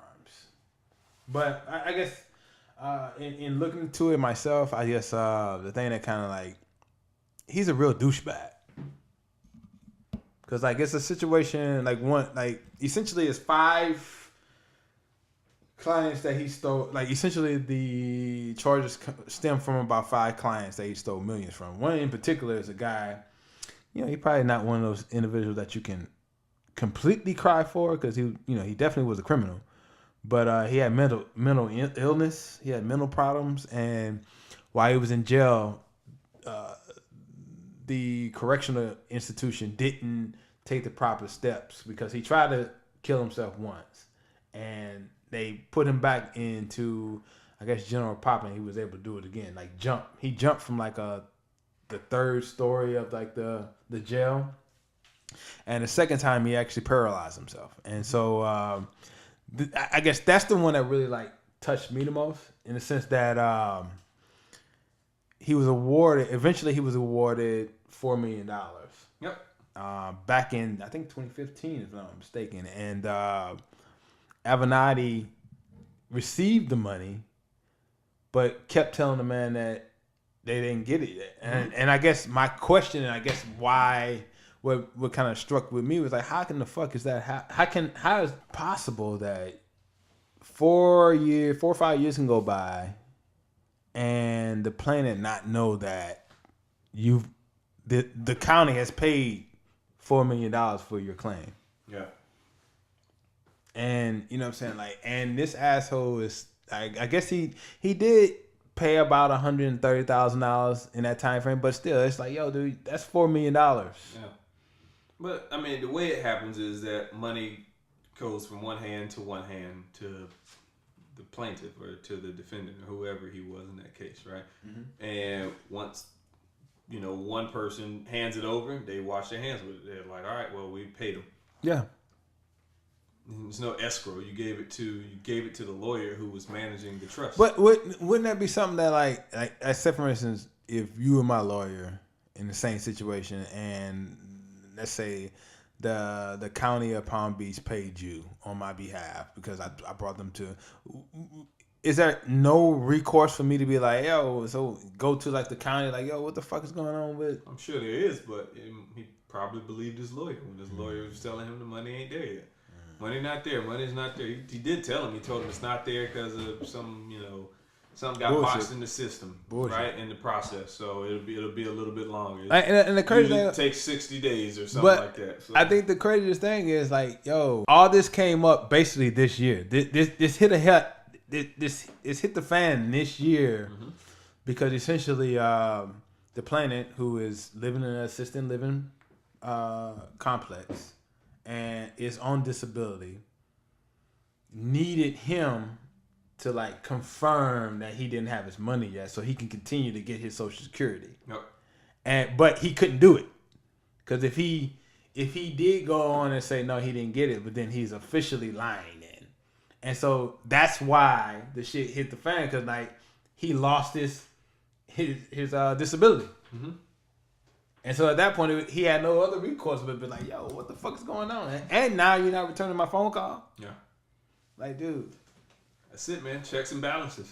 And but I guess the thing that I'm not gonna say shocked me, but the thing that like he had a history of doing some nefarious things, Mm-hmm. and I guess his stance is that he made some powerful enemies, and you definitely did.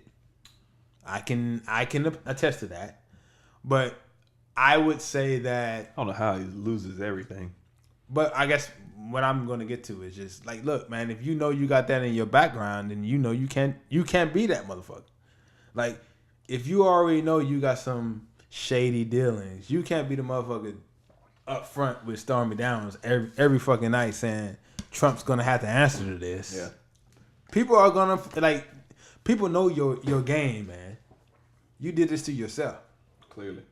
So, you know, in that instance, I don't really have any. I don't shed no tears on it. It's just a matter of more or less like, wow, how fast the motherfuckers can fall. Yeah. Fall from grace. I guess, and you know what? I guess I even take another step further. There's this one commentator that be on MSNBC. She's a black woman with like curly hair, and she was like swooning over him. And I always like since the shit like dropped on, I be on her like IG like, are you going to say something about this shit? Of course not. Nobody wants to admit they're wrong, especially nowadays. You gonna talk about your boo? Nah, nobody's gonna admit they're wrong nowadays. That's for sure. Oh, man, bruh. But That is for sure. boy, how's the mighty has fallen, man. Yeah, man. But So, apparently, like I said, he's had some shady dealings for a long time. uh-huh. You know what I'm saying? You gotta, but sometimes you gotta realize where you at, and if you know you have some. Again, I said this word a lot in the last couple minutes. Nefarious dealings in your background. You gotta know this shit gonna come out. yeah, but it's like if he's in the negative with somebody and he's got to pay him off, then how is you gonna do it? That's the problem with getting caught up in that lifestyle. Is that eventually it's you're in a cycle, and you can't get out of the cycle. So in order to get out of the cycle, you got to do some crooked shit to get out of it. And he been doing part of crooked doing shit some for crooked a shit, you make more long enemies. time. You make bigger and worse enemies. Which And the he crazy has thing, done. the crazy thing about it, Fed charges, they're like what, 95%. He's facing 300 something years. You know what I'm saying? They like 95%. Now, granted, one of my homeboys, he ain't got off on one, so He ain't getting off. it's possible. But 36 counts. He ain't getting off 36 on all of counts, boy. Them feds on your ass, 338. boy. I think it was 335 or 338 years he's looking at. It's You and you done fucked with the fucking president. Yeah, they gonna get you, boy. which he lost as well. Yeah, He lost that, and the settlement was she had to pay double. 300,000. Yeah, so more than double. So it's I don't know. He's a He loser in coming my for book. your ass. He's a high profile loser. So And him anyway, and Chris Darden. You know what I'm saying? Good luck in your legal battles in the future. I mean, apparently you did have some receipts for some of the Nike payments, but I don't think that's going to help you moving forward. That's not even included in none of this. That's the sad part. Nah. He fucked himself with that. That's a separate trial, and that's that Nike extortion. stuff. So Yeah, well, with that said, moving on. there ain't really much to talk about these guys. I mean, I found it ironic that a week ago was he got arrested behind the Nike, and now he actually got some real charges. Oh no, I was talking about the next guy. Oh, the next guy. The WikiLeaks. Assange. Julian Assange. This is like an update topic as well. 'Cause there ain't Is really it? nothing. There ain't nothing. There ain't Did nothing we to even debate. talk about it? Did we talk about this before? I mean, a lot of what's going on in this topic is more or less like peripheral. Like, for instance, Trump saying, what did he say? I know nothing about WikiLeaks. That's not my thing. But back in 2016, he was like, I love WikiLeaks. I love WikiLeaks. I think that was his attempt at sarcasm, though. But I mean, but you can't do that. You can't do that. I mean, that was recorded. yeah, but I think That he was was recorded. being sarcastic. When I heard that, I was like, Well, what I will say is that jabbing this guy right now. his son, And it also worked in his favor. Don Jr., was actually in contact with them people.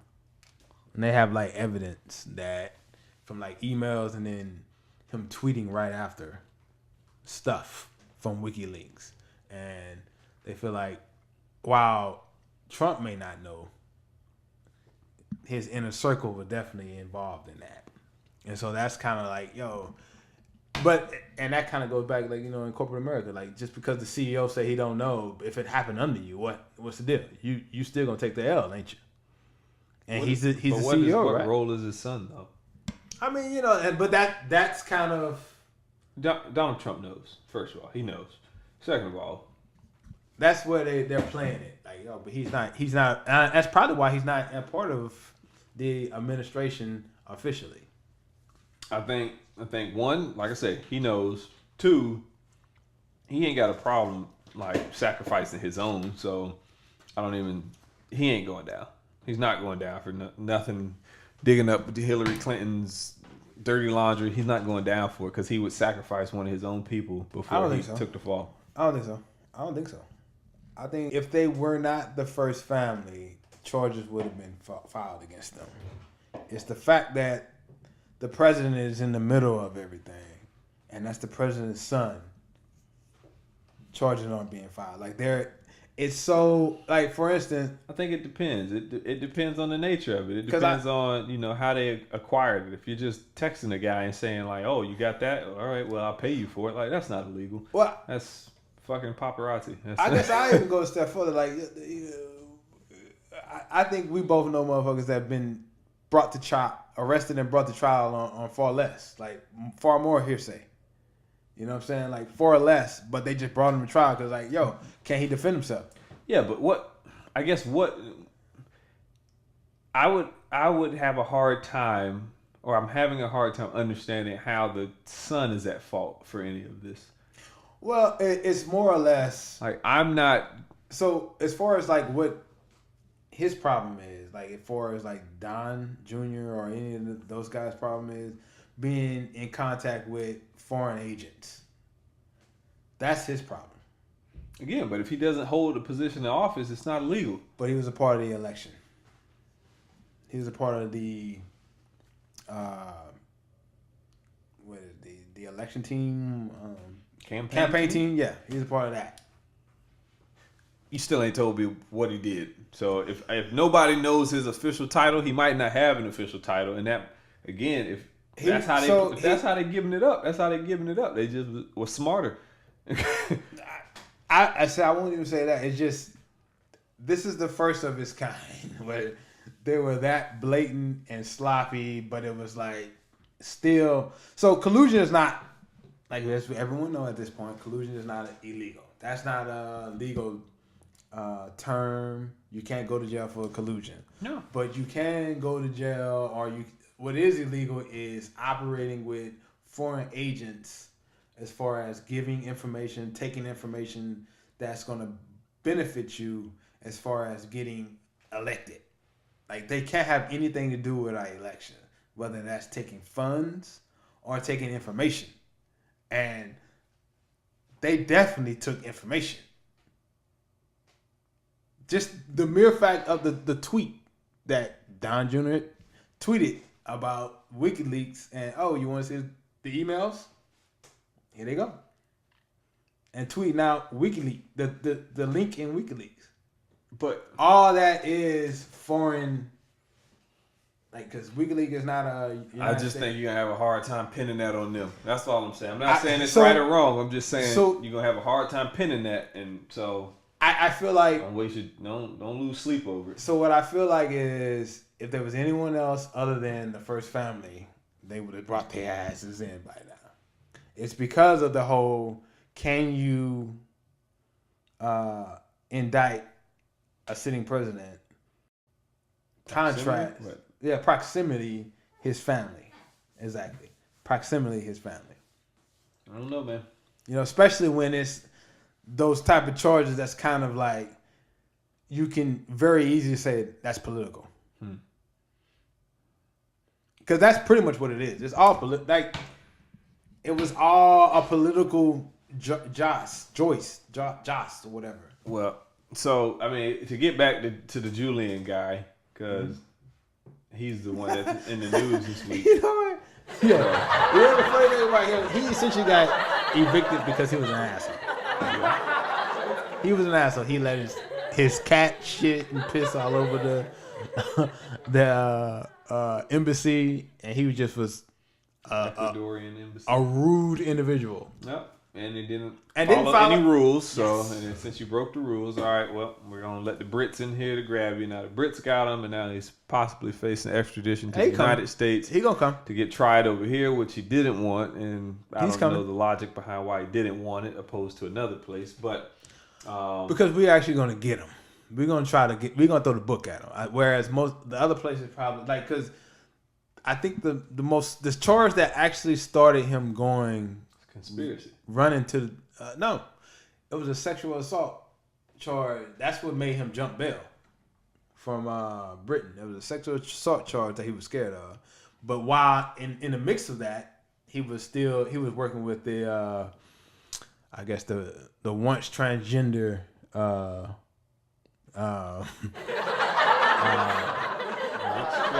don't think she was a transgender. So is she a heathen? I think now she's back. Because like she was a she was trying to be a he. Now she's back to she. Okay. Because there was the article that I read. I think it was Washington Post. I didn't look up none of this. The article I read, Washington Post. They said at the time they gave the name, and I think it was like a male name, and now they're saying Janet Mock. It was Bradley though. Bradley something, and now it's a girl's name. Now that she's out of jail after 7 years doing time. The once transgendered. Man, you didn't say none of this shit in the topic, man. No, but I mean, I'm supposed to know to look all this up. You know when I thought you read I sent you the fucking link. the link ain't have all this shit in Yeah, it. it did. It's in there. I read the same. That the link I sent you is Washington Post. The same one. That's why I sent it to you. I was like, I remember did you read this shit? dissecting, That's why I sent it to you. I was like, but did you read it? Like, hey, man, you need to read this shit. I didn't read none of that shit.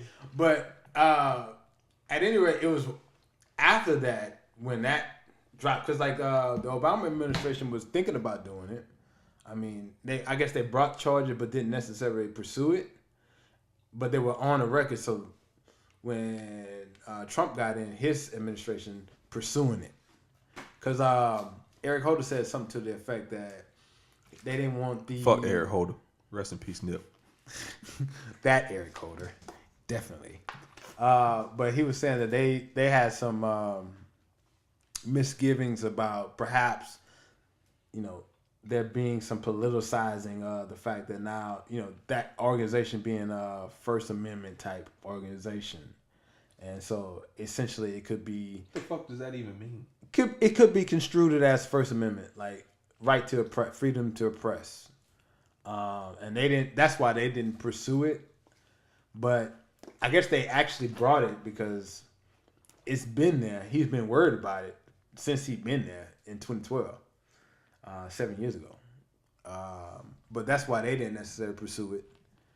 But the Trump administration definitely is pursuing that shit. So, this nigga going to jail. Yeah, he definitely is. In America. He got some time. They're gonna throw the book at him. So he might get 20 fucking years. I don't know what you did. You leaked some shit about Hillary Clinton. Bill Clinton's mad. No, so Slick Willie mad. What they really pissed about down. is the army shit. Because like, essentially what he was doing, he was helping her be able to log in with a different username and figure out passwords so they can get more confidential or classified information. Because she already gave him a lot of classified stuff. But what they caught her for was when he was trying to, or maybe his organization, but he heads it, so he takes the L. They were trying to help her find additional passwords and usernames so that she can go back in and get more. And that's what they caught her for.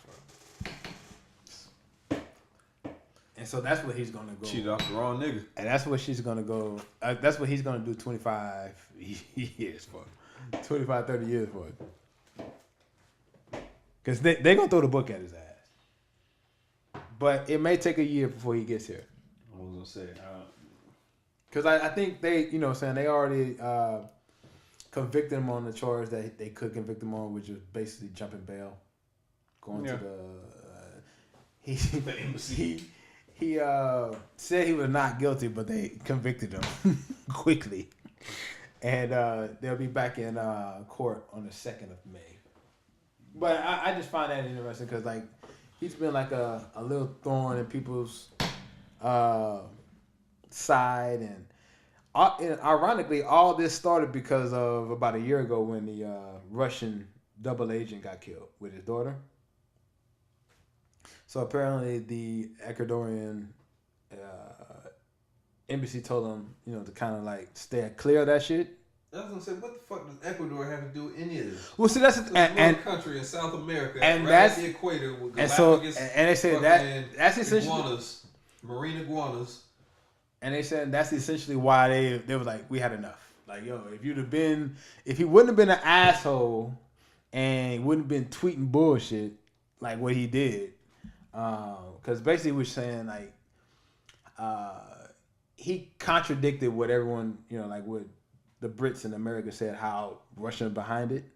So he basically was like contradicting that, like, how they know that, this, that, and the third. But they already had told him, hey, stop, you know, don't use your internet access to do that type of shit. And he did it. So then they took it away from him then, and he still was being an asshole. You know what I'm saying? You want to go to jail then. So and apparently they were paying for all his, medical expenses as well. So, you know, I guess the moral of the story is don't be an asshole. Don't be an asshole when you need something.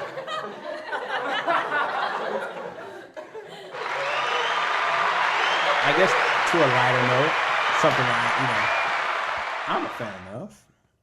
The new Corvette that we see that's on its way to dealerships in the next couple of years. The C8. C8. It's an official big boy car. Y'all thought the C6 pissed off Corvette enthusiasts. Wait for this shit. Well, I think it's a different car. So they're still gonna have the regular Corvettes. This is just the six-figure Corvette. The official 6-figure, not like the souped up one. So you get a Z06 for $120. That's what I'm saying, like that. But that's the souped up. Yeah. This is like, yo, base. The way 150. The way I saw that was, it's just the C8 because they always give them like C designation. So the C6 got rid of the flip up headlights. Mm-hmm. The C7 is the current generation one, which got rid of the circular taillights, which every time Chevy does something, they get rid of something. It pisses people off. So got rid of flip-up headlights, which I don't even know how those made it into the 20th century, but okay. Yeah, and it fucked up my shit, man. Like, I had to actually at one point, I had to like keep mines up. Because, yeah, it just didn't make no sense to spend that $500. I get it, though. The car just looks so much more sleeker, and the body is like uniform when you don't have the lights there. Yeah, and I ain't like it. So I get it, but pissed off their core fan base a lot, and then they got rid of the iconic circular tail lights, which pissed off people. So now they got like the little kind of square shits. Mm-hmm. Kind of went with the Camaro styling on it. Okay. So it'll be interesting to see, man. About to choke on the scooter. You need your water, man? Choke on the rainbow. No, I got. I'm about to say we got some right here, baby. But so it'll be interesting, man. I love cars, so I saw the pictures, but it's all wrapped in. You can never really gauge it when they're in the wrap because you can't see air dams, you can't see lines on the side of the car, body lines on the side of the car. I will say it looks disproportionately shaped, and I'm trying to think of a car that is like shaped that bad. And I have to say like a Pagani or something like that. But even Paganis look more balanced. It looks incredibly rear heavy and just long in the rear. It's like 30% in the front, 60, 70% or 70% is the rear of the car, which is weird looking. But that's the one drawback of the current, like all the Corvettes leading up to that it's very front heavy. And so in this instance, it's kind of putting it more in. But I'm not talking weight. I'm just talking like how the car looks. It looks like the driver sits between the front wheels, and then. But that's what they're trying to correct. That shit looks weird. I don't think so. I like that motherfucker, man. That shit look weird as fuck. It looks like almost like a fucking Lambo. You can't tell what it looked like. It's wrapped up in there's other and fleur de lis. You can't see shit, man. You can just see the overall shape of the car, but again, as far as like air dams and where you're gonna have a scoop at, like if you wrap the Ford GT, I don't think that's the so I may when we leave out, I think I have a picture of it in the den that doesn't have none of the wraps. So I think it's a good looking car. I've seen the concept image. I like that shit. They always change from that concept. That's why I gotta see. I don't think so though. I think this is it though. I think this is the one. I see the real one. But at the same time, I agree with you. I want to see it. But I think the whole point of this is to officially make it, to take away the one drawback that they always had over the last 20 or 30 years, which is the weight is disproportionately distributed. Like they have a lot of front on it, which makes it not, hit the curves. That's not even an issue though. That's not the issue. It performs. It's a supercar. It's a supercar. Like I said, I told you in that text message earlier, it's the poor man supercar. Yeah, I mean it's a supercar, plain and simple. And if you pay an extra 40 G's or 30 G's, whatever, and get the Z06, it's performing with some Ferraris and some Lambos. You want to know why it's not regarded as one? Gotta ask Nip. Scarcity. It's simple.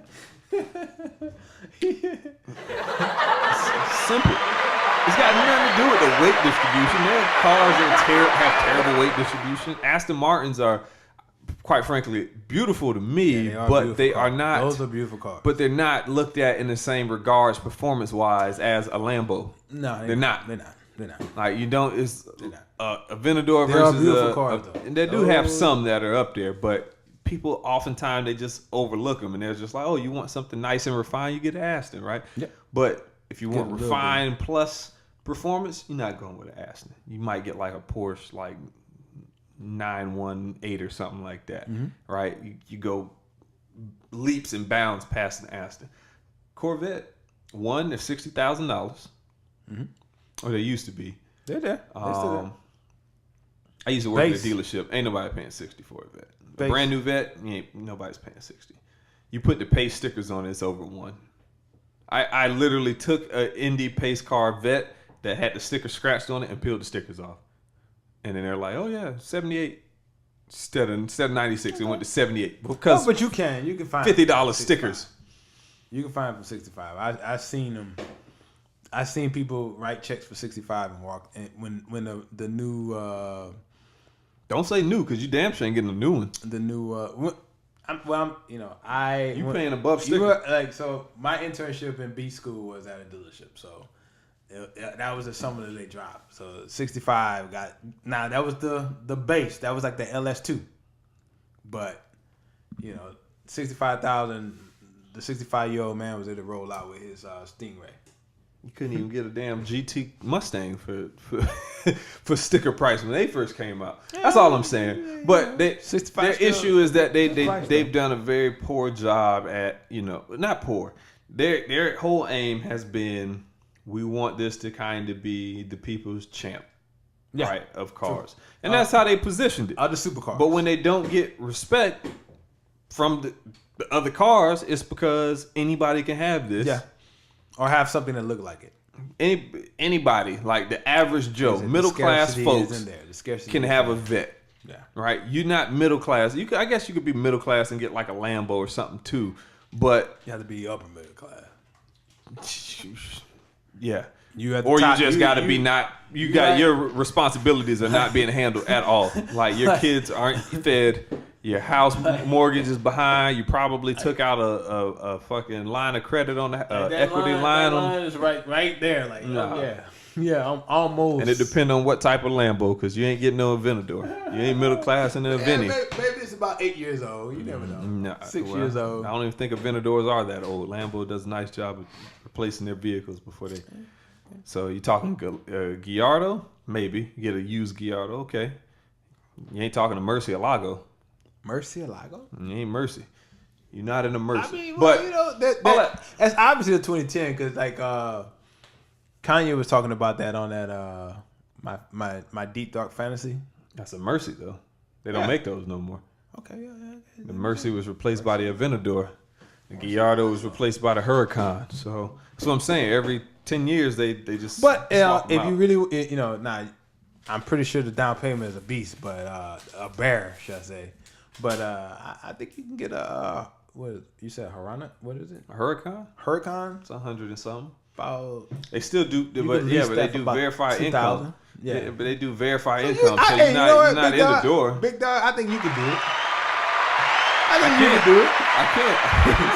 It's a $3,000 car note. No.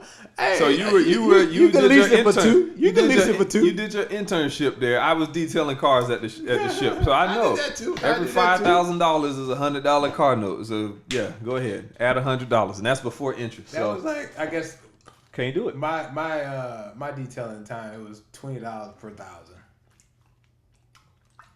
to buy. I think that's like 6% though. Yeah, same thing. $20 per thousand. So every 5 you had 100. $200,000 car. But that's to buy it. A lot of fucking money. Yeah. You can lease it. You ain't leasing it for bring $5,000, $399 a month. You fucking lease it. It's still gonna be $2,000. So it's still gonna be $2,000. Like my LB said, like he was like, yo, they take care of my housing, so I got it. I'll be paying that in rent if I didn't have to pay for it.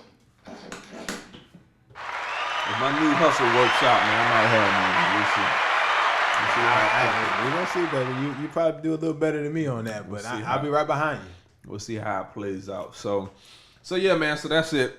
Definitely, I can't see the time, but we touched on a lot today. There's a lot. Right at 2 hours. No, I'm 2 hours. Well, good. I gotta get back home. Go get me some chicken wings and get back to the crib. You wanna get some more chicken wings, nigga? Bro, you ain't tired of chicken wings yet, nigga? Nope. You tired of that shit, nope. You can't get tired of them. You just get a different sauce. Okay, different sauce. Okay, well, I mean, bro, hey. Where's the lie? That keeps you happy, baby. Where's the lie? That keeps you happy, baby. Where's the lie? Good, baby. I go and order a steak. They mess the steak up. So it's like I just get the chicken wing. Very rarely do they screw that up. All right, well. They float. What you got going on this weekend, man? Not a damn thing. Like I told my LBs, I'm gonna mow the yard and try to leave the house for something other than my wife's lunch. Oh, is that right? You gonna include your boy? I don't know. I'm not even confident that I'm gonna be able to accomplish this. I might have to go to work tomorrow, but other than that, nothing, man. I'm gonna try to figure these cameras out. The price of being the boss. Yeah. Oh, good. Well, What about yourself, man? What you got? I'm chilling, baby. I mean, you're going to finish up that application, of course. Other than that, I'm chilling, baby. Yeah. Probably, I'm definitely going to be riding all weekend. That's why I was like, yo, you going to get out? Let me know, baby. I'll meet you. Yeah. You know what I'm saying? I like flying, baby. Yeah. Well, my wings are clipped right now, so no flight. No fly zone. Wifey ain't having. So, yeah. Good. So, make sure you hit us up at IG and Twitter. HT Square Pod. And you can find our podcast on YouTube and at SoundCloud at Hot Takes and Half Truth Podcast. And again, tongue tied over there. Yeah, it's 2 hours, baby. You need some chicken wings, man. You got to lubricate. Yeah, probably.